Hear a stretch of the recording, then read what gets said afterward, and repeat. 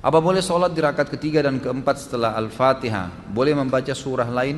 Setahu saya tidak ada lagi anjuran.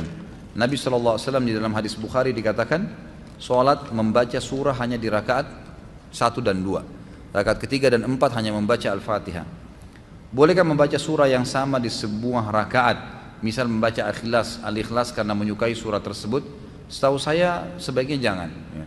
Dianjurkan untuk memvariasikan, karena contoh dari Nabi SAW divariasikan. Tapi bolehkah di setiap rakaat kedua saya membaca Al-Ikhlas? Boleh kalau itu.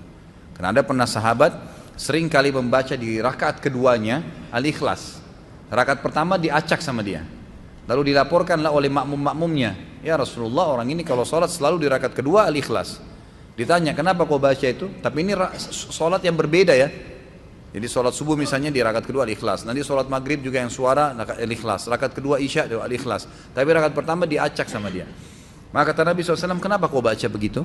Kata sahabat tadi, karena saya mencintai surah itu ya Rasulullah. Kata Nabi SAW, tidak ada masalah, gitu kan? Jadi tidak ada masalah, karena dia suka membaca surah itu. Tapi nggak boleh dalam satu sholat semuanya sama, rakaat pertama Al-Ikhlas, rakaat kedua Al-Ikhlas. Ini masih banyak surah lain, kenapa malas baca? Gitu. Bolehkah membaca 2 kali atau 3 kali dalam setiap rakaat? Misal setelah Al-Fatihah membaca Al-Ikhlas dan Al-Falaq. Boleh. Membaca dalam satu rakaat beberapa surah boleh. Nabi SAW contohkan itu.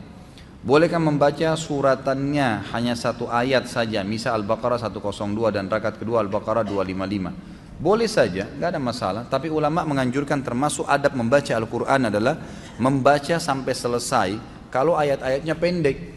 Ada orang Masya Allah, Allahu Akbar, waladhdallin amin, kul Allahu ahad, Allahu Akbar, ruku. Rakaat kedua Allahu Samad, ruku lagi. Nah ini tidak masuk dalam adab Al-Quran, mestinya diselesaikan kalau surah-surah pendek.